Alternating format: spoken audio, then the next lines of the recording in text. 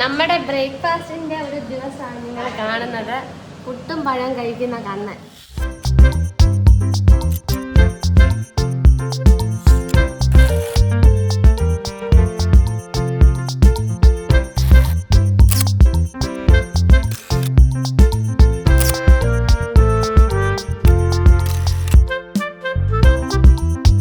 ഞങ്ങൾ അങ്ങനെ finally Croatia എത്തി.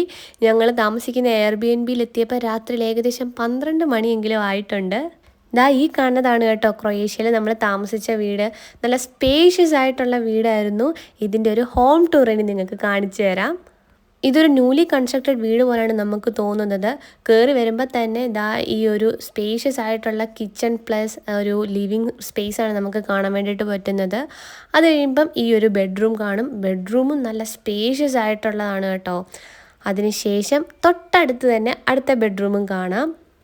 ഈ ബെഡ്റൂം ആയിരുന്നു ഞങ്ങളുടേത്. ഞാനും ദീപും ഈ ബെഡ്റൂമിലായിരുന്നു. ഇതിൻ്റെ ആ ഒരു വിൻഡോ മാറ്റി കഴിയുമ്പോൾ കാണുന്ന വ്യൂ എന്ന് വെച്ച് കഴിഞ്ഞാൽ ആ ബീച്ചാണ്. പിന്നെ ഈ സ്റ്റെപ്പ് കയറി മുകളിലേക്ക് ചെല്ലുമ്പം അവിടെ ഒരു ചെറിയ ലിവിങ് സ്പേസ് കാണാം. ഈ കാണുന്നതാണ്. അതിൻ്റെ തൊട്ടപ്പുറത്ത് നമുക്ക് ഒരു ബെഡ്റൂം കാണാം. അവിടെയാണ് അച്ഛനും അമ്മയും വേഗം പോയി സ്ഥലം പിടിച്ചത്. അവർക്ക് ഈ ബെഡ്റൂം ഭയങ്കരമായിട്ട് ഇഷ്ടപ്പെട്ടു എന്നും പറഞ്ഞ്. അതുപോലെ തന്നെ വേറെ ഒരു ബെഡ്റൂമും കൂടെ ഉണ്ട്. സോ ഓൾ ടുഗദർ ഈ ഒരു വീട്ടിൽ 4 ബെഡ്റൂം ആയിരുന്നു. നമ്മൾ പിന്നെ 3 ഫാമിലി ഉണ്ടായിരുന്നുള്ളത് കൊണ്ട് 4ാമത്തെ ബെഡ്റൂം ഉപയോഗിക്കേണ്ട ആവശ്യം വന്നില്ല. ഈ കാണുന്നതാണ് 4th ബെഡ്റൂം. എല്ലാവർക്കും ഒരുപാട് ഇഷ്ടപ്പെട്ടു കേട്ടോ ഈ ഒരു വീട്.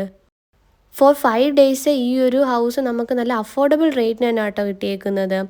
ഈ ഹൗസിൻ്റെ ഓണർ തൊട്ട് മേളിൽ തന്നെയാണ് താമസിക്കുന്നത്. നമുക്ക് അതേപോലെ റെഫ്രിജറേറ്ററിൽ നല്ല വെൽക്കം ഡ്രിങ്കും ഒക്കെ വെച്ചിട്ടുണ്ടായിരുന്നു കേട്ടോ. Good morning from Croatia. നമ്മളുടെ രാവിലത്തെ ബ്രേക്ക്ഫാസ്റ്റ് കഴിക്കുകയാണ് അച്ഛൻ. എന്തൊക്കെയാ? പുട്ടും പഴവും ദോശയും. എല്ലാവരും ഉണ്ട്. ചേച്ചി അമ്മ സപ്ലയർ. അച്ഛനും ഞങ്ങളെല്ലാവരും രാവിലെ സഹായിച്ചു. എന്നിട്ടിപ്പോൾ എല്ലാവരും കഴിക്കുവാണ്. നമ്മുടെ ബ്രേക്ക്ഫാസ്റ്റിൻ്റെ ഒരു ദിവസമാണ് നിങ്ങൾ കാണുന്നത്. പുട്ടും പഴം കഴിക്കുന്ന കണ്ണൻ, ദോശ കഴിക്കുന്ന ദീപു, കാപ്പി കുടിക്കുന്ന ചേച്ചി, പുട്ടുണ്ടാക്കുന്ന അമ്മ മാമ കഴിക്കാം.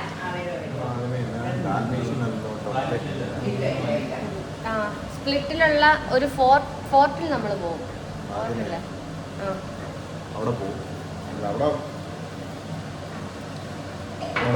അതെ, ഉച്ച കഴിഞ്ഞിട്ടാണ് നമ്മുടെ നാഷണൽ പാർക്ക് പോകുന്നത്.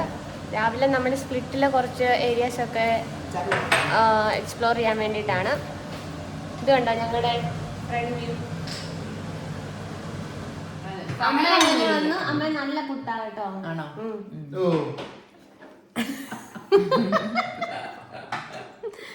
നല്ല പുട്ടാണ്. അമ്മ ആഹാരമൊക്കെ കറക്റ്റ് സമയത്ത് ഉണ്ടാക്കി തരുന്നുണ്ട്. ആർക്കും ഇതായിട്ട് വിശക്കുന്നില്ല. മെയിൻ കുക്ക് അമ്മയാണ്. ഇതാ ഷൈനി ബിസ്ക്കറ്റിന്റെ ഓണറും പ്രൊപ്പറേറ്ററും എല്ലാവിധ ഐശ്വര്യങ്ങളുടെയും മൂലാധാരം.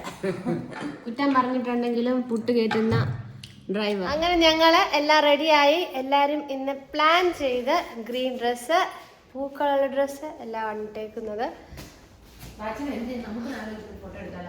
അതെ, ഞങ്ങൾ ഇനി 2 ഫോട്ടോ ഒക്കെ എടുക്കാൻ വേണ്ടിയിട്ടാണ്. സോ ഫോട്ടോ സെഷനാണ് ഇനി.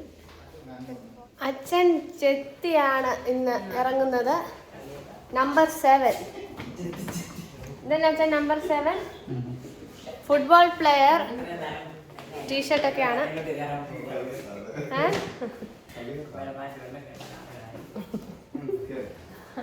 ചോബന്നു.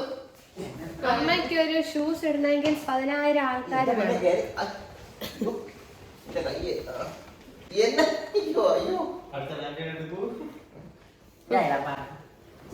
അച്ഛൻ മിടുക്കനാണ്. തന്നെ ഷൂസൊക്കെ ഇട്ട് റെഡിയാവും. ഇന്നത്തെ ക്ലൈമറ്റ് എന്ന് വെച്ച് കഴിഞ്ഞാൽ ഭയങ്കര വെയിലാണ്. ഇന്ന് ടെമ്പറേച്ചറും 20 ഡിഗ്രി ഒക്കെയാണ് കാണിക്കുന്നത്. 20-25 ഒക്കെയാണ്. അമ്മ ഇതെന്നാ അമ്മേ ഇതിൻ്റെ അകത്തിരിക്കുന്നത്? ഐസ്ക്രീം ആണോ? അമ്മ ചോറൊക്കെ എടുത്തിട്ടുണ്ട്. എല്ലാം എടുത്തിട്ടുണ്ട്. നമ്മളിങ്ങനെ വീടോടുകൂടി ഒരു അതെ താമസ സൗകര്യം എടുത്തേക്കുന്നത്. വെളിയിൽ നല്ല ഫുഡ് എനിക്ക് വെച്ചിട്ടും എപ്പോഴും പറ്റത്തില്ല. ഭയങ്കര കാമായിട്ടുള്ള.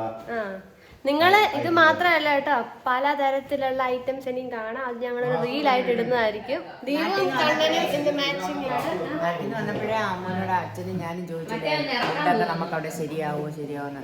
നമ്മുടെ നാട്ടില് സാധാരണ ചോറും ഇഡലി ദോശ അതൊക്കെ പറ്റത്തുള്ളൂ. ഒരു ദിവസം കഴിച്ചില്ലേ പറ്റത്തില്ല. ചോറ് ഒരു ദിവസമെങ്കിലും ഞങ്ങൾക്ക് വേണം, ഇല്ലെങ്കിൽ പറ്റത്തില്ല.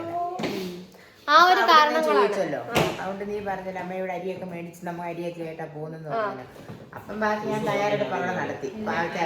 അമ്മ പാവയ്ക്കൊക്കെ റെഡിയാക്കി ഉണങ്ങിക്കൊണ്ട് വന്നു. മുളക്, അച്ചാറ് ഇതെല്ലാം റെഡിയാക്കി വന്നത് കൊണ്ട് ഞങ്ങൾക്ക് വേറെ കൂടുതൽ കറികളിന്റെ ആവശ്യമൊന്നും വരുന്നില്ല. പോകുമ്പോ മേടിച്ചു കൂട്ടുന്നുണ്ട്. ദീപു തൈര് എടുത്ത് വെച്ചോ? വെച്ചു. അച്ഛൻ എന്താണ് ഈ നിമിഷത്തിൽ പറയാനുള്ളത്? അച്ഛന്റെ ടീഷർട്ട് ഒന്നും ഞാൻ എടുത്തു വെച്ചില്ലെന്നാണ് അച്ഛൻ പറയുന്നത്. ഇറങ്ങുമ്പോഴത്തേനും പറഞ്ഞു ഇറങ്ങുമ്പോഴത്തേനും ചോറുണ്ടാവും. എന്നാ പിന്നെ ഇനി ചോറുണ്ണാ ഇറങ്ങാം. എന്നൊക്കെ സാധനം